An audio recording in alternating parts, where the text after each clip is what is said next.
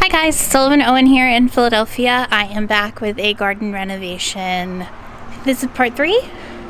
It's been a little while, so I thought we would do what is turning out to be the usual. We'll take a lap. As always, packages at the front door. Last week's video was an update on some of the seedlings, so we'll skip past some of the areas of the garden that we saw and we'll talk about...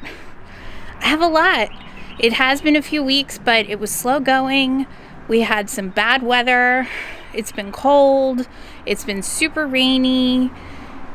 The world is still pretty much shut down up here in the Northeast, and so things are still moving a little slowly. Tim and I have made some progress on a couple of the big projects. We were able to get our grading done, so we are ready for our new fence.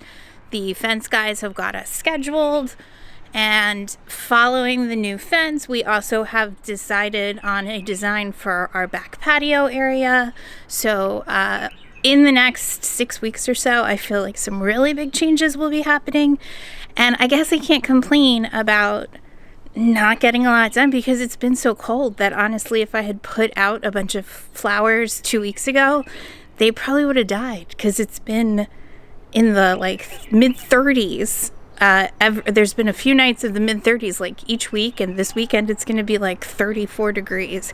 It is really unusual to be getting this much cold this far into May. I'm really happy with how everything's turning out, and there are some pretty flowers blooming. So I will try to go slowly. I will try not to jerk the camera around too much, and I'm happy to show you guys some of the new progress that I have made primarily in the backyard, because the patio area we're just sort of on hold until we're ready to put that patio in 4 weeks, 3 or 4 weeks. So I'm going to turn the camera around and we can go take a walk. So the reality is I just never put my hoses away because there are so many young plants everywhere that everything needs water all the time. So it's just not realistic.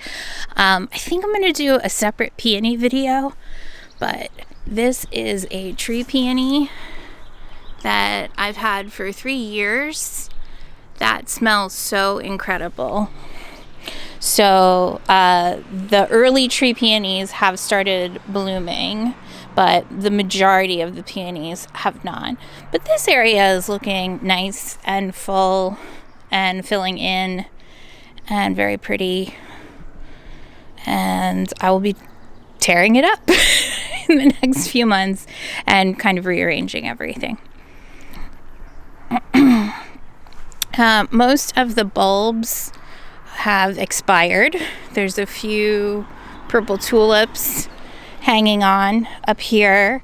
Pansies finally decided to wake up, and I did go out to an outdoor garden center and found some bargain petunias.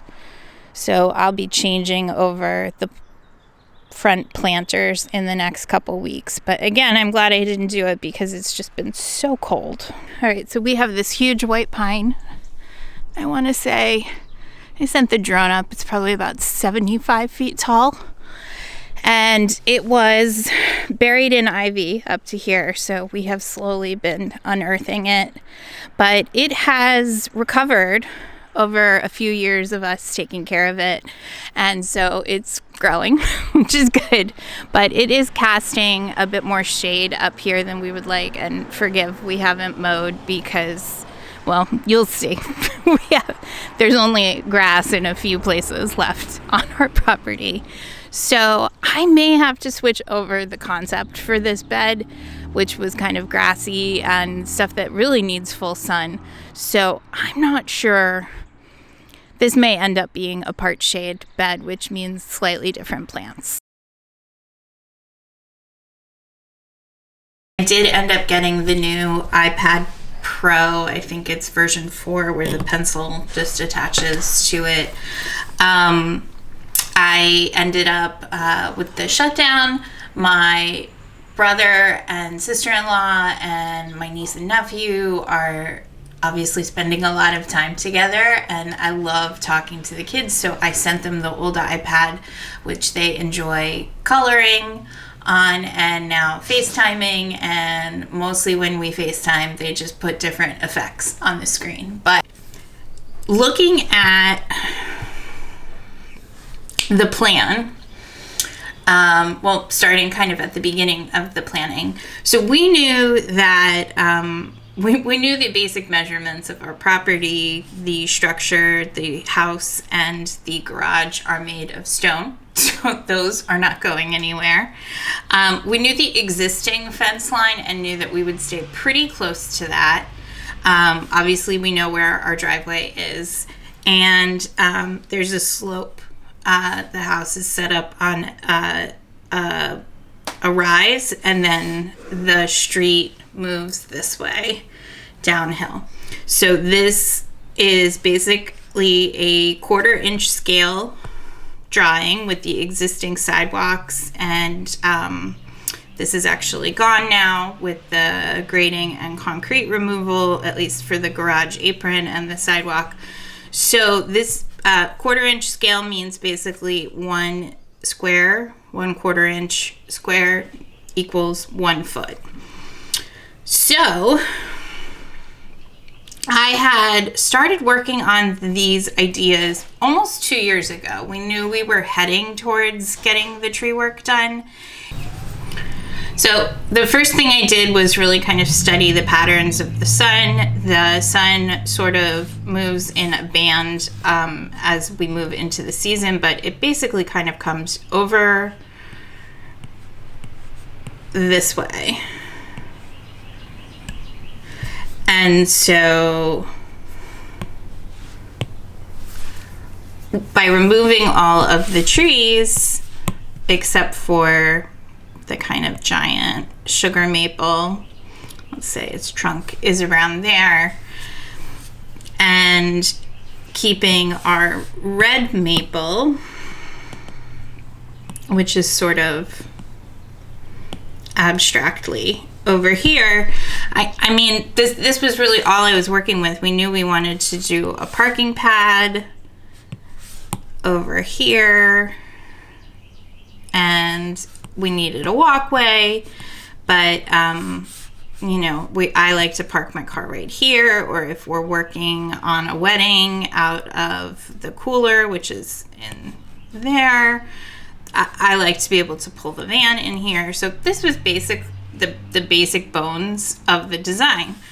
And as the sun, as we shift into spring, the sun gets more direct. It kind of moves this way. And so I knew from my dahlia project that this was going to be my like sunny, really sunny spot. And we had a little bit of canopy work, so I knew that I would maybe scoot into here in terms of like full sun.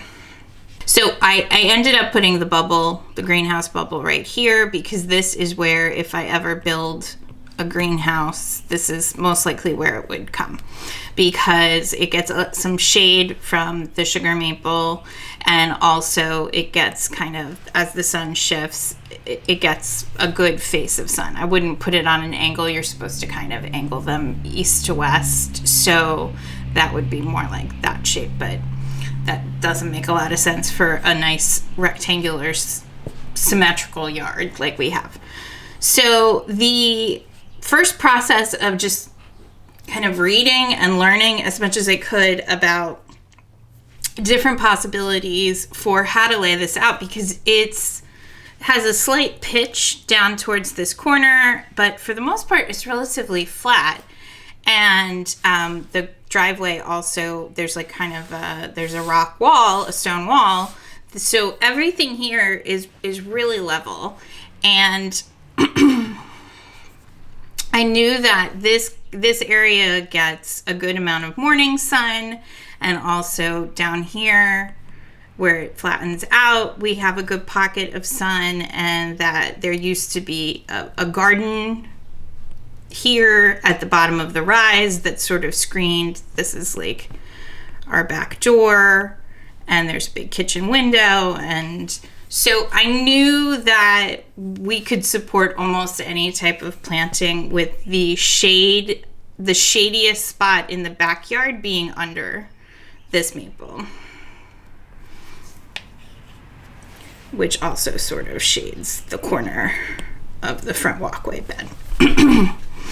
And there's French doors back here for the back of my office, and windows, and this is where our AC units are. And so basically I just sort of started reading about the different types of designs that I could do for a big rectangle. You could, if I were a more formal person, I think for you guys that have been watching for a little while, I'm not a particularly formal style garden person, but you absolutely, if that was your preference, could do knock this into a perfect square and do, boxwoods and shrubs and paths and an English style, kind of cross or a circle. You could do all kinds of stuff with it, but that really wasn't going to be our style because we wanted to keep some lawn. So we wanted to keep a good amount of area for lawn because we have kids come over and play. We may have children of our own, and it's just kind of too much garden space if we were to completely remove any kind of grassy area.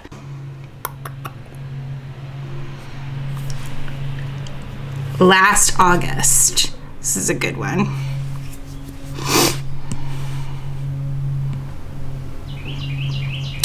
So most people, most landscapers, most landscape designers kind of talk about mapping out your hardscaping first. So this is a good example. This is when I thought that I would build this kind of like long, skinny greenhouse and a kind of large shed for storage with a wide parking pad, and then to match our bluestone walkway paths all around it. And then possibly building a small bluestone kind of landing right out back of my office. So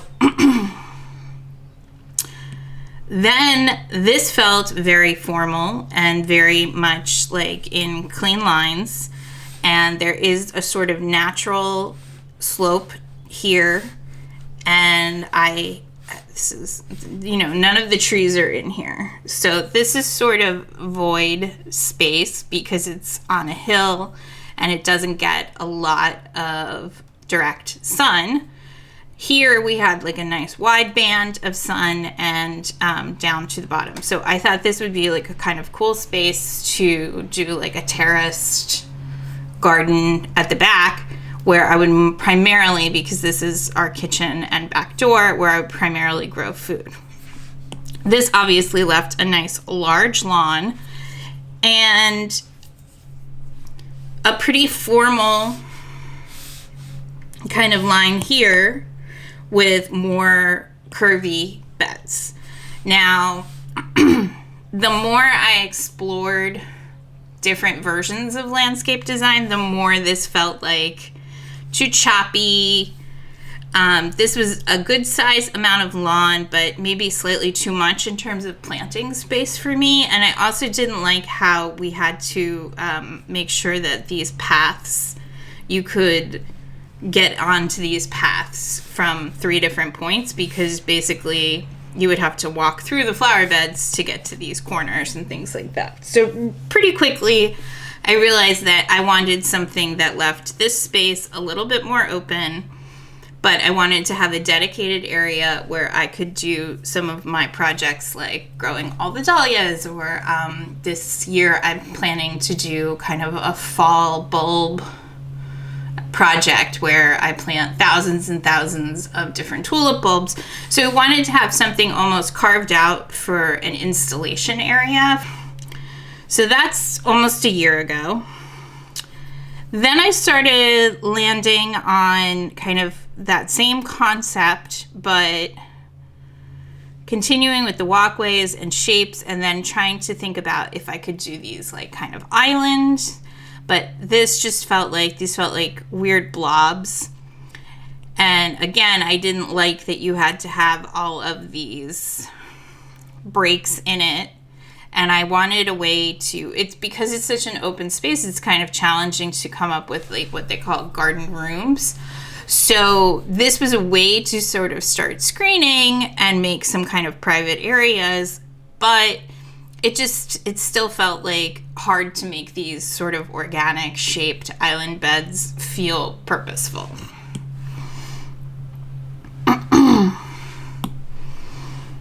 So knowing that this is the same corner, that we have the existing tree, that we have this sort of path that kind of winds through, this is what I started playing with. Can I tighten up? Can I make this the corner where we have the privacy? This is the busy street. So the deeper and more planting we can get against this corner, combined with the fact that right now the fence is down, so when it's very loud out there, but we're putting up a 4-foot fence, we're putting in shrubbery, we're putting in, I have a ton of peonies and roses, so the deeper I can start to make the plantings on this corner, which gets a lot of sun, I can also, we're getting some sound protection, but I still wanted these like kind of flex areas where I can change them up frequently. So this was sort of heading in the right direction.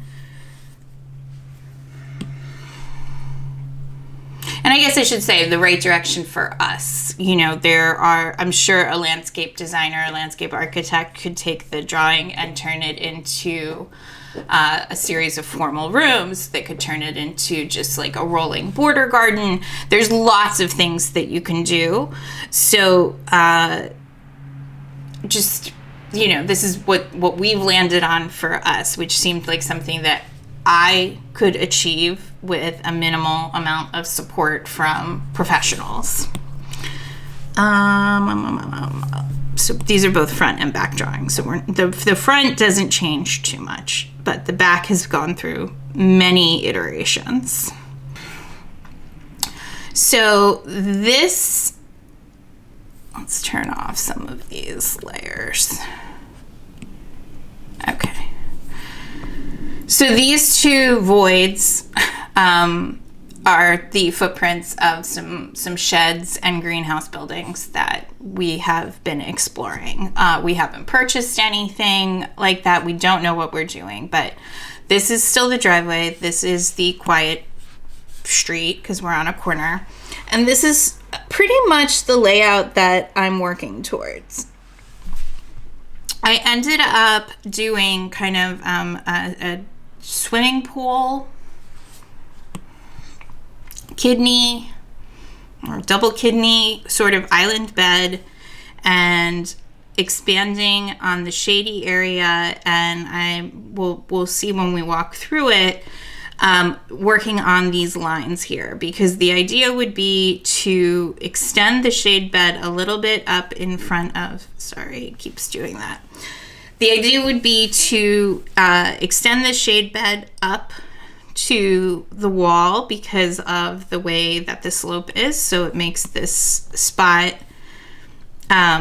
this path a little more friendly. And then I wanted to bring in this line so that you were sort of guided through. So here is post grading. And I work on the drawings after each phase of the project because things do change a little bit. And that is some measurements. All right. So at this point, we're not working on back here because we're going to need to figure out what the buildings are going to be in order to figure that out. But we did figure out, now that we have the grading done and the rough base of the driveway, the crush and run base of the driveway done. We're not doing the final gravel until all the work is finished. So this is a little more accurate. The one thing that has changed on here that I haven't updated is that originally I wanted to put my raised beds. I have 2 4x4 raised beds. I wanted to put them here, but when we graded, we ended up leaving this as more of a hill transition, and I would really have to dig into the hill to sink the beds in there. So the raised beds are currently over here right now. next to the greenhouse because we are not building anything over here for a little while and they're getting plenty of sun. And if I am able to terrace the hill at some point to make my own planting beds, then I won't need them, or they can go somewhere else. So for right now, those are the only two kind of things that are very different.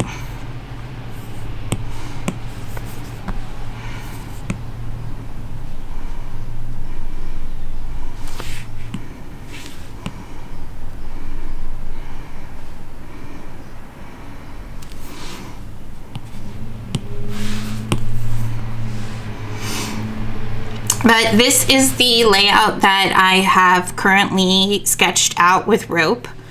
I would say that this line, this path, has shrunk slightly, meaning that I didn't come quite as far out here. And I don't really know what I'm doing here yet. I have been making the beds by just layering cardboard and compost, so I have the ability to expand them as needed, and I'm sort of playing with how to make this feel softer and a little more organic, since I don't think that I'm doing anything more than building like a few, like a landing where I can put some containers at the back of my office. It doesn't really make sense to put a little small patio up there just because it's not a space that we would use.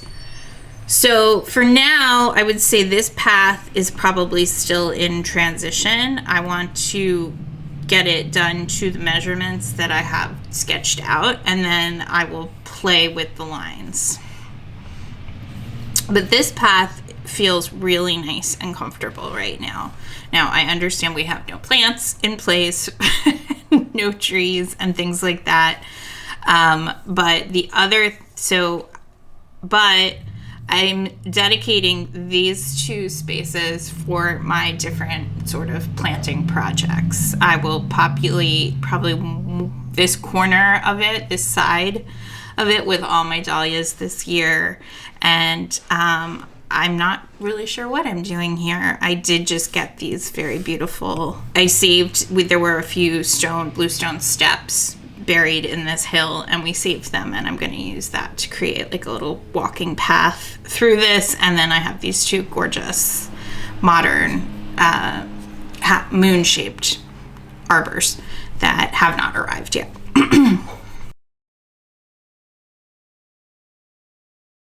But I've decided to use this neon colored rope that I just got on Amazon. It's called paracord, but then it says don't parachute with it. That's not really an issue, but there's a pile. But what I'd like to do is eventually bring this bed out here, but I'm going to work on raising up the stone wall a little bit so it didn't carry the bed over. This area, things were growing, but like weeds and moss and things. So what I did was I weeded really carefully around the exposed roots. I didn't bury any roots, so I left the roots exactly as they were and just sort of dug out weeds in between them and kind of tried to work them into my planting. So these are a lot of my hellebores from Pine Knot. Some of them look a little crispy, but for the most part, everything's looking good. And I have yet to mulch because I'm still adding things in here. And then many of these are the mail order plants from Bluestone Perennials. I decided that was where I was going to order some shade loving perennials. So this Aureola Aconocloa, the columbines were all gifted to me from my friend, and they've just kind of been sitting here. So some of them look a little tattered because I couldn't get the bed ready for them, and I didn't want to plant them anywhere. But I think this will look really cool. You know, obviously everything's really tiny now, but I sort of like working with some of the obstacles. The hellebores are just kind of assorted, some ajuga, but I just kind of really liked the idea, even when we mulch, of still being able to see some of the tree roots, because you can see it just kind of hugs this hill. The exposed shallow roots, you can't bury them or it'll be bad for the tree, and we really made an effort to preserve this tree, which I think is really beautiful. So I think this is going to be cool. So just lots and lots of compost, weeding. This is a new fern, Proven Winners. It's like a crested version of a Japanese painted fern. Lamium. So I have some footage of how the bluestone perennials come. They come in these plantable coconut fiber pots, so you can just plant them. More ajuga, the columbines. A friend gave me like a huge assortment. I have some yellow ones for another area. I have a bicolor that I didn't feel like really blended, but I think this is coming out really pretty. And the only thing I'm really struggling with is edging around the roots. Eventually we will get this bed completely edged and mulched, and just figuring out how to edge with the roots.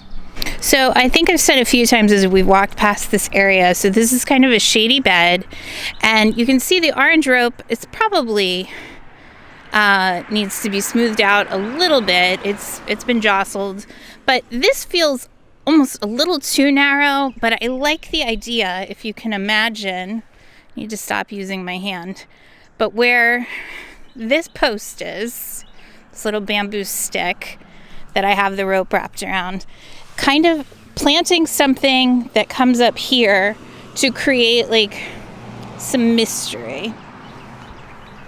So this bed was shady and still is mostly shady, but it's probably getting a little too much sun for a few things in here. So eventually they will get moved to the shadier section. We still have to stump grind a little bit here. And then this is the layout from my drawing.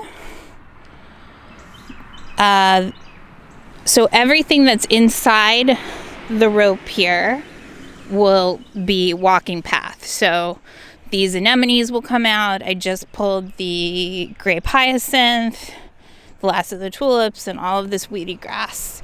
So the idea would be that you kind of wander through, and here is the start of our compost and cardboard garden beds. I am not going all the way to the fence line because the fence guys will tear things up there. So once the fence is in, I have cardboard and compost set aside so I can compost and kind of create the beds up to the fence line completely. And I have a great husband who moved so much compost for me.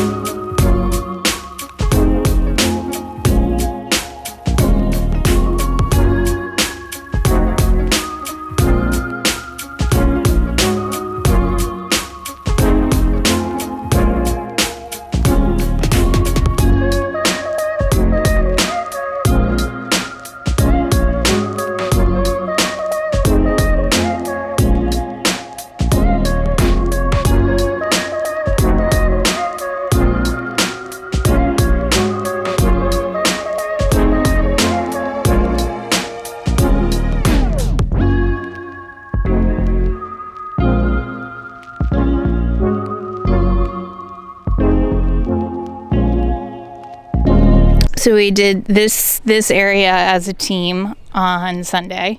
He moved the bags over, I laid the cardboard and opened the bags and worked on the bed layout. So they are pointed. They are certainly not curved. Spray painting the ground is pointless. I'm putting cardboard down. So this will work for the rough framing of it. Once we have the basic shape and things have settled a bit, then I'll go through and I'll do the real edges and kind of smooth out the curves. We got a lot done, and then I was able to come out the other evening and work on this area over to the corner. I started going more thickly with the compost here. I'm 6 to 8 inches in some places. I started doing that over here because this was incredibly weedy, and it looks like things have kind of settled here. So, but we have no shortage of compost. So I will be able to go back through and add more. But I'm realizing that just like the more you can afford to put down, the better. So I'm using mushroom and leaf compost from Lancaster County. Mushroom soil, mushroom compost is probably unique to our area. We have like the mushroom growing capital of the country. Like an hour away. So, but you know, everybody usually has a compost for their area. So that's where we got to before I ran out of cardboard. And I had been saving cardboard for this project for a year and a half. And I'm kind of shocked at how fast it went. And there's still a lot more to do. I would be working on this for 2 years. So I ended up ordering some nice recycled cardboard sheeting to help speed this along. And as long as Tim's willing to keep dumping the bags over for me, I should be able to speed through it. Moving 200 pounds of compost at a time, though, it was definitely wearing me out. And then I guess the biggest change is that we got the grading completely finished, and I have some footage of that.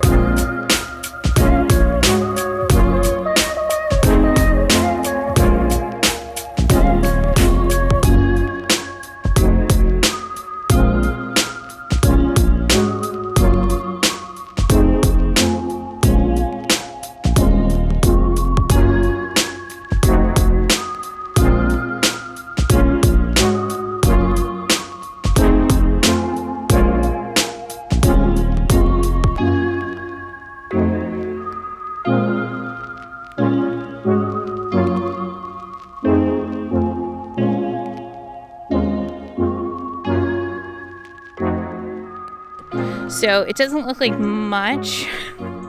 The grass is starting to grow. We had so much rain, so much cold that we weren't sure that the grass was going to make it. But everything's sort of smoothed out, leveled out. You shouldn't turn your ankle. We had some real divots. And we'll keep putting grass seed down because we're sort of messing things up. And I guess one of the big questions I'm getting is why we did bagged product, and that's partially because of the timing that we had to work on the grading. We needed to put the grass seed down at the same time, so if I had done bulk, I would have needed some kind of loader, some piece of equipment, and we didn't want to run equipment over the grass. And then the other part of it is, having done bulk in the past, it's kind of a hard project to walk away from. It takes up a lot of space. We had our new parking pad created, and it just worked perfectly. The guy was able to drive the forklift right up the new driveway and drop the pallets. And the other area that's new or in progress is, if you're new here, I sometimes make planting decisions based on aesthetics, not necessarily maybe the best tool for the job.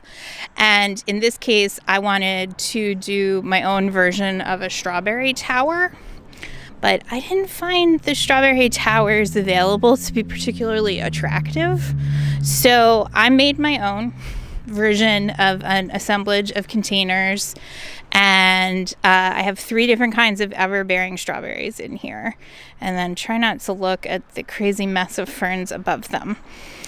But in the drawing video, I talked a bit about how the hill had changed the design. Originally, I wanted to do my raised beds over here and terrace this, but I think that's going to take a little work. We are putting a fence up, a matching fence section to conceal like the equipment back there, and for now I'll just leave the ferns.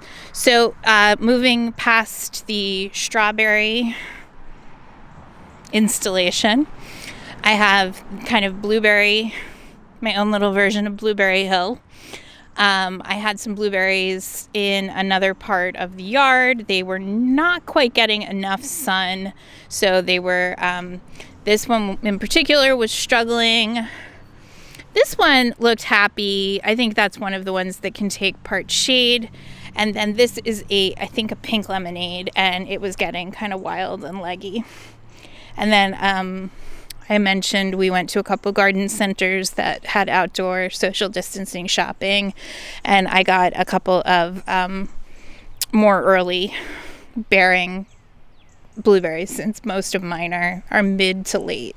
And then I had bought some teeny tiny grapes, and it was getting really hot in the little greenhouse bubble, so I decided to plant them here. So this is my little berry corner, and I think that I will end up continuing up the hill and into a bed shape. I think that might evolve like a little bit more organically than the kind of rigid lines of my drawing. And that's because this just kind of like, it looked cool to me after I got the planters done. And I pulled together the blueberry plants that I had. I just kind of liked these. These will get a little bigger. These are a little lower. I just got, I have a really pretty, like, kind of small part shade specimen tree that I can do there. I like the idea of kind of maybe playing off the fact that this is berry. Obviously, this doesn't have to stay berries from year to year, but kind of having fruit leading into landscape and maybe doing like pinks and berry tones in some of the flowers and plants in this area. So I am finding that since we did do the grading, it's a lot easier to dig. We put down a bunch of really good topsoil, so I am not necessarily doing as much of the weed barrier and compost over here, but I did treat this area with berry tone, and I added some of my peat moss that I have from my dahlias to because that adds a little bit of acidity to the soil, and blueberries in particular like acid soil. So yeah, it doesn't look super pretty till we get mulching and edging and things like that done, until I get some grass growing around all the mechanics of my tower. I did take a photo so you guys could see before I filled this how I got this one to float and also how I conserved potting mix, because this is a 20-inch fiber cement container and it would hold a ton of soil, and strawberry plants are really shallow rooted, so it didn't really need to be completely full of soil.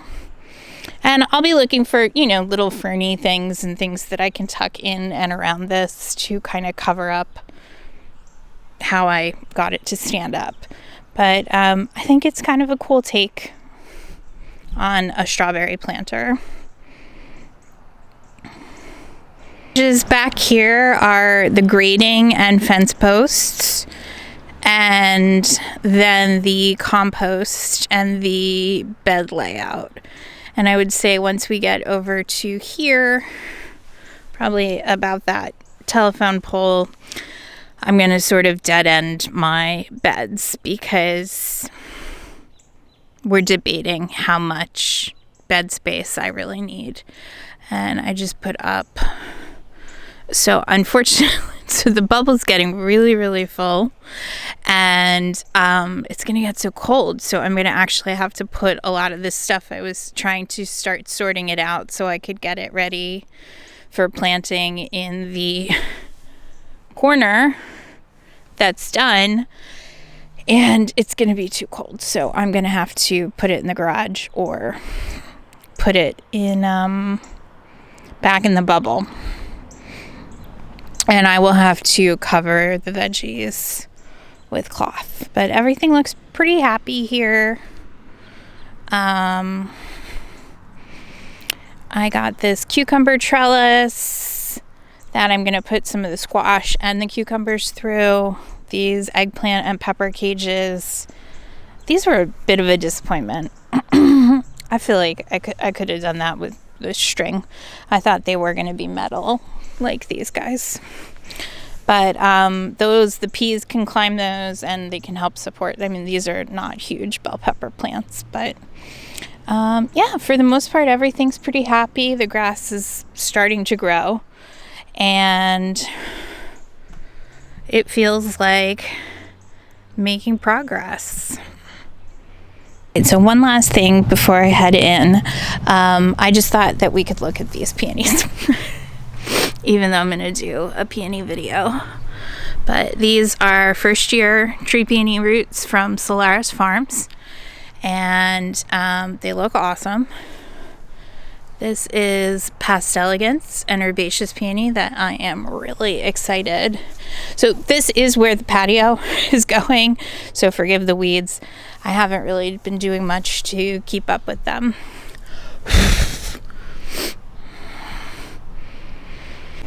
guess the only other change is that I did turn this planter over. I just cut these tulips down today, but the kind of Belle Epoque tulips had run their course, and Tim, my husband, does not pick out a lot of plants, but he liked this clematis, which is a Raymond Evison plant called Empress, and it came in this pretty little blue trellis container. And then I got these petunias for $1. And I don't even remember what this bearded iris is. I'm kind of shocked it's growing. And then I think this is like a black velvet nasturtium. So this I may train. It doesn't get huge, but I may train it up the wisteria. But Tim loves purple, so this whole area tends to feature purple colors quite heavily. But this is probably good for a little while. The wisteria is just leafing out and should have some pretty blooms. And then I've been pruning it pretty aggressively to have leaders since we want it to go across. I'm working on copper pipe as my trellis material. So I have one up, but I need to use a different ladder to get to the other sides. So that will eventually go all the way across here. But yeah, I thought these seed heads stay for like 3 weeks according to the tag. So that's the kind of stuff I like. It's these kind of like Muppety alien things. And then it's also a really pretty clematis. But yeah, it's time to start pulling the tulips out everywhere. This clematis I'm really excited to see. I bought these really inexpensive clematis cuttings from Etsy 3 years ago, and they were planted down here by this trellis, and nothing ever happened. And then this year, there they are. So I would say the main bummer of all the weather that we've been having and the rain is that it's sort of ruined the lilac show. But this lilac usually puts a, this is our old lilac that started my gardening adventures. It usually puts on a second flush of bloom, so I don't know its name, but it is quite pretty. But yeah, with the rain and the cold, everything's just kind of eh. But the rest of the bed's waking up. Looks pretty. We're also having, I read a lot. This is a rose that was here. I think I'm probably going to do what some rose gardeners tell me is called shovel pruning, which is you just dig it up and throw it away, or I'll put it out on the street for somebody to take. It's not a bad rose, but I would like this lilac to get big with all the rain and humidity and just moisture. It's just, it always has discoloration. I'd rather give the lilac a little more room to grow. And there are a few tiny roses in here that will get relocated once we have more bed space. But this rose is a David Austin called Munstead Wood. And it's super thorny, so I've kind of been struggling to get it to stand up. I heard it's one that they're discontinuing because it's not a super pretty habit. And I would agree. But I will move it somewhere. But it's just kind of tall, leggy.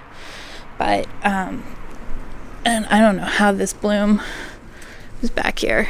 But really, really beautiful. They smell nice. And it does look like it's doing well this year. A lot more. It's not a super heavy bloomer, but I don't remember seeing. So I would say this is maybe 3 years old now. And that will probably be its habit. So I will put it somewhere where you're not seeing the kind of not so attractive bud union and the canes. Thank you guys so much for watching. If you haven't already, please subscribe to the channel, share this video with a flower loving friend, watch the other videos to see where I'm coming from, and I even have my very first garden tour from end of last summer if you want to see where things were almost a year ago. So thank you guys so much, and I'll see you soon.